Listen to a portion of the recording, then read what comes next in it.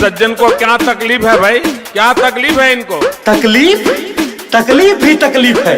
काहे दुआरे मोरे अगुआ जी आइले, बानी बेरोजगार जानी मुंह भी झुकइले,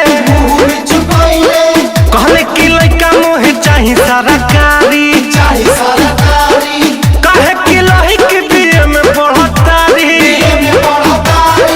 कुछ न रुचे कोई न पूछे, राती में खटिया पर लोटी न छोचे, मन करे मर जाई खाके जहरिया।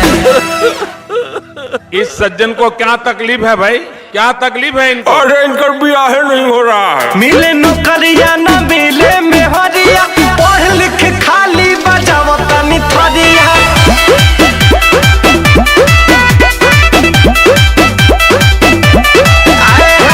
मिले नौकरिया न मिले छोकरिया, पढ़ लिख खाली बजावता निथरिया।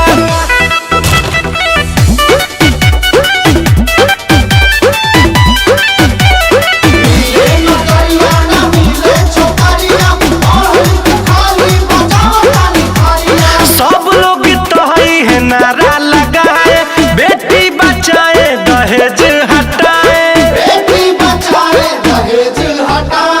बेटा पर कोई ध्यान नहीं देता, सबके नौकरी है दामाद खो जाए। बाबा को जागी हाल कहिया हरदी लागी, मुड़ी पटक लेनी चारों हो धाम पे, जुस ले ले अगुआ शादी के नाम पे, रोत रोत हम भर देनी दरिया। इस सज्जन को क्या तकलीफ है भाई, क्या तकलीफ है इनको? हमारे साथ फ्रॉड हुआ है। मिले नौकरिया न मिले मेहरिया, पढ़ लिख खाली बजावता निथरिया।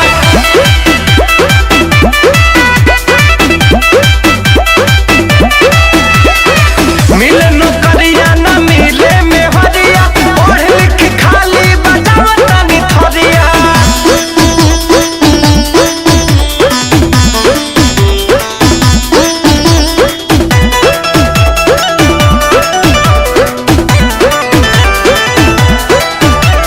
बाटे सरकार से ये गुहार जी, दीही हमनियों के रोटी रोजगार जी। घर में बाई जत न बहरी बाई जत, सभे समझत बाटे बेकार जी। बाटे री देश के अरजी, पढ़ लिख के घूमी फरजी, होई न जहती हमरो बियाह जी, बड़ी बेरोजगारन की रावा पया जी, बुझी विशाल के तानी लचरिया। इस सज्जन को क्या तकलीफ है भाई, क्या तकलीफ है इनको? अरे ये भी पास है, ले दे के साफ है। मिले नौकरिया न मिले मेहरिया, पढ़ लिख खाली बजावता निथरिया।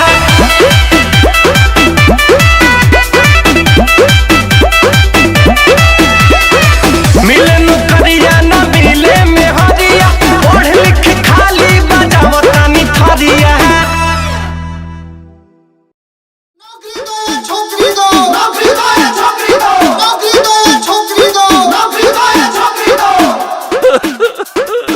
इस सज्जन को क्या तकलीफ है भाई, क्या तकलीफ है इनको? तकलीफ तकलीफ भी तकलीफ है। काहे दुआरे मोरे अगुआ